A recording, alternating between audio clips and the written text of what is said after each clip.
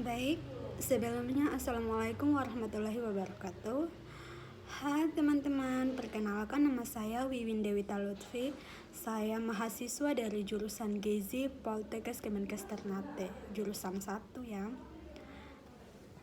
Nah, kali ini saya akan menjelaskan sedikit tentang struktur sel dan fungsinya.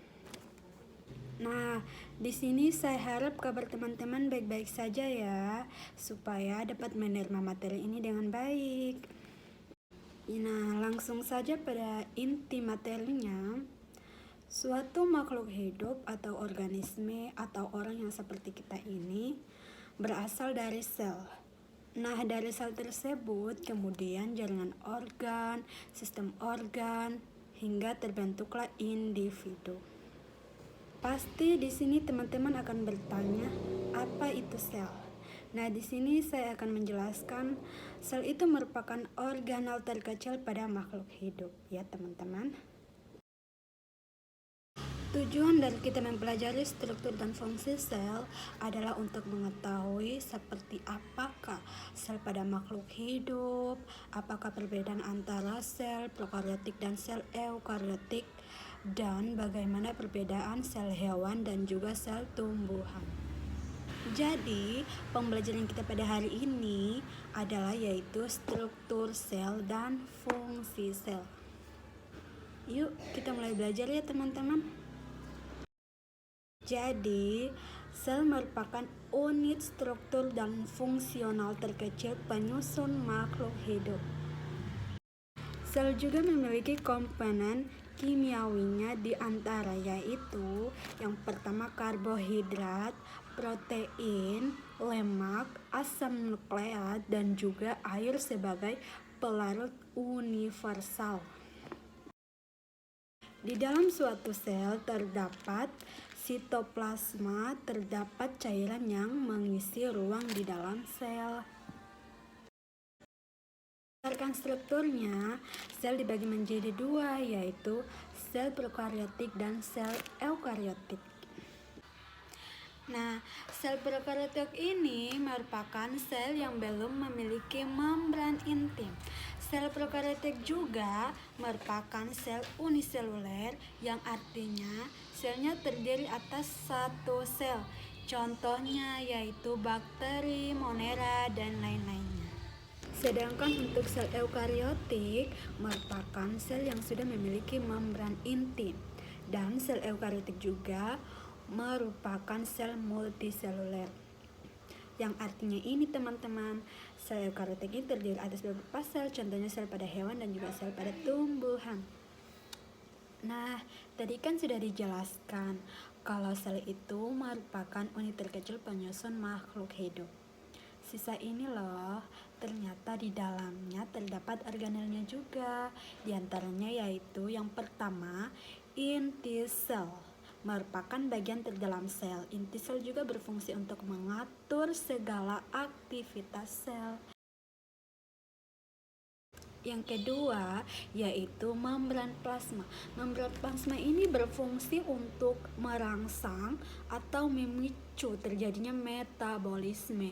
Membran plasma juga bersifat semipermeabel, yang artinya ini teman-teman hanya bisa dilalui oleh zat-zat tertentu. Yang berarti gak bisa ini sembarangan zat main masuk. Nah, membran plasma juga terdiri atas protein integral dan protein-protein lainnya, ekor dan juga kepala. Organel yang ketiga yaitu mitokondria. Nah, mitokondria ini merupakan tempat respirasi sel. Mitokondria ini dikatakan penghasil energi terbesar di sel. Mitokondria tersusun atas matriks dan juga triksta. Nah, sekarang organel yang keempat yaitu retikulum endoplasma. Retikulum endoplasma ini terbagi atas dua, yaitu retikulum endoplasma kasar dan juga retikulum endoplasma halus. Kalau retikulum endoplasma kasar yaitu dia memiliki ribosom di dalamnya sehingga fungsinya adalah untuk mengintesis protein. Sedangkan untuk retikulum endoplasma halus, fungsinya adalah mengintesis lemak. Oke, yang kelima yaitu ribosom. Ribosom ini fungsinya sebagai tempat sintesisnya protein yang ada di retikulum endoplasma tadi. Nah, yang keenam yaitu badan Golgi. Nah, badan Golgi yaitu bentuknya seperti pipi berlapis dan berfungsi untuk sekresier. Nah, organel yang ketujuh yaitu lisosom. Lisosom ini fungsinya untuk pencernaan intraseluler, autofag atau autolisis. Lisosom ini hanya ada pada hewan loh. Dan yang kedelapan yaitu sentriol. Sentriol merupakan perpanjangan dari sentrosom. Sentriol ini berfungsi untuk membuat atau membentuk membran plasma pada sel hewan.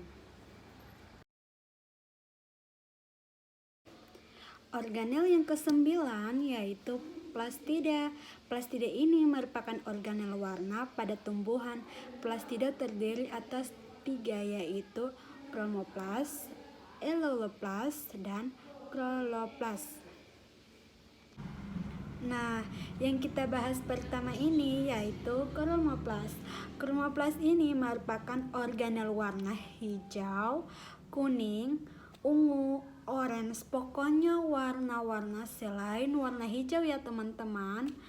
Nah, contoh dari kromoplas ini kita bisa lihat seperti wortel, kunyit, bayam merah, dan lain-lain sebagainya. Nah, yang kedua yaitu eluloplas.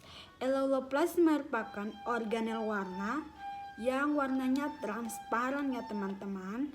Dan yang terakhir yaitu kloroplas.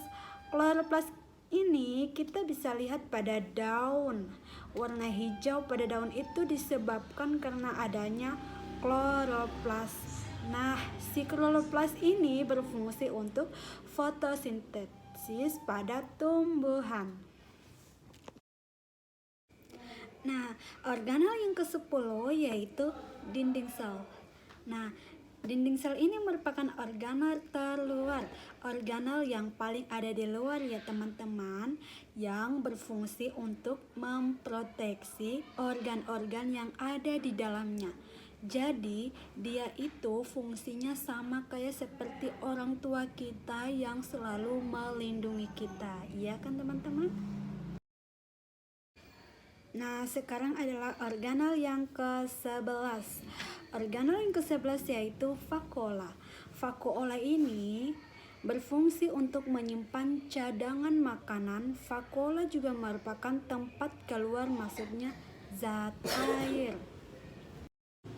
Oke, dari organel-organel yang telah dijelaskan tadi, dapat ditarik kesimpulannya bahwa organel tumbuhan dan juga organel pada sel hewan memiliki perbedaan di antaranya yaitu, teman-teman bisa lihat di samping, pada tumbuhan hanya terdapat dinding sel, vakuola dan juga kloroplas, sedangkan pada organel sel hewan hanya terdapat sentriol dan juga lisosom. Dan untuk ukurannya, ukuran pada sel hewan lebih kecil dibandingkan sel tumbuhan. Oke?